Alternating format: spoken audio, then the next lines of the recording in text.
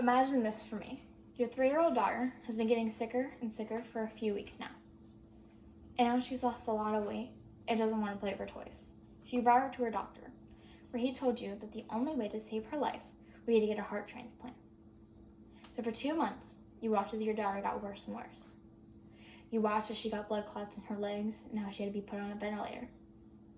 This is Victoria's story. And she is one of 48,000 people last year who got an organ organ transplant. But on the other side of the story, anywhere from 4,700 to 6,200 people died while waiting for their organ transplant. Today I will talk about the need for a new system in the U.S. for organ donation, and I propose the opt-out system as opposed to the opt-in system we already use here. And I have 3 main points to support my argument. First, I will talk about the common misconceptions about organ donation and the opt-out system. Secondly, I will talk about how current organ donors are not enough in America. And thirdly, I will talk about the reality of the opt-in system that we currently use. For my main 3 misconceptions, I will talk about how many people believe that if they are an organ donor, then doctors won't try as hard to save their life in order to harvest their organs. I will also talk about how people believe that should they be an organ donor, in an opt-out system, it encroaches on their personal autonomy. And I will talk about how people believe that a doctor may accidentally harvest their organs while they are still alive. Firstly, doctors will never harvest organs without consent. The only people who will, on the other hand, are not actual medical professionals. They are organ traffickers who take the organs from a human and they traffic it around the world for profit. And as a result, this leads to many misconceptions that the doctors may kill you in order to harvest your organs. And an opt-out system will not encroach on your personal autonomy because most opt-out systems, one of 2 ways. You sign a document that says you are not an organ donor, or they'll reach out to your family and make sure that you are in fact an organ donor.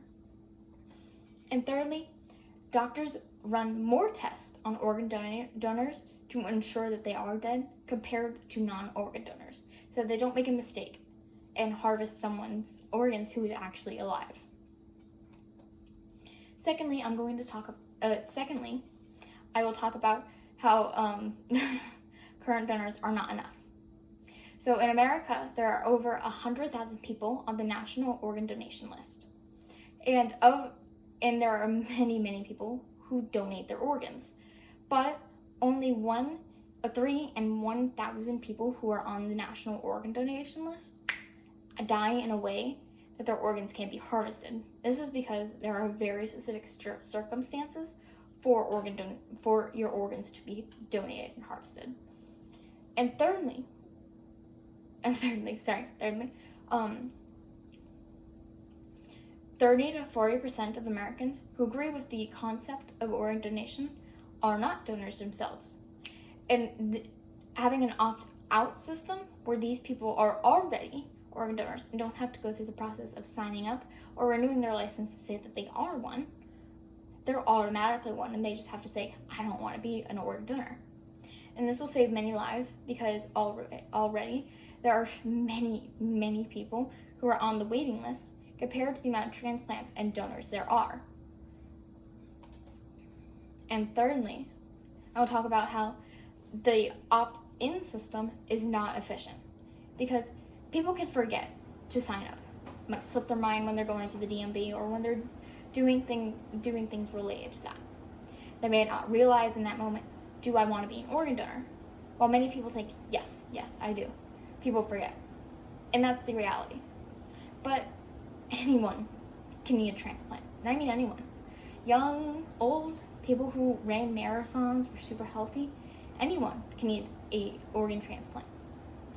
And having an opt-out system where there is many people constantly donating their organs, it'll increase the chances of us finding a match for a person who may need a transplant. As such, in America, it could take 5 years to find a kidney match for you when you need one.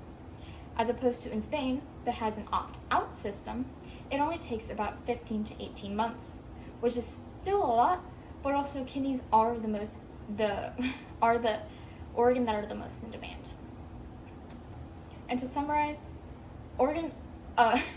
doctors will never harvest your organs while you're still alive, and they will never kill you to take your organs. The only people who will are organ traffickers. And the opt-out system does not encroach on your personal autonomy because you still have a choice. And we'll talk, secondly, the current system of the opt-in is not working. And we need to get a new system that will save many more lives. And thirdly, anyone can need a transplant. And the opt-out system will save many lives because we'll have more organs.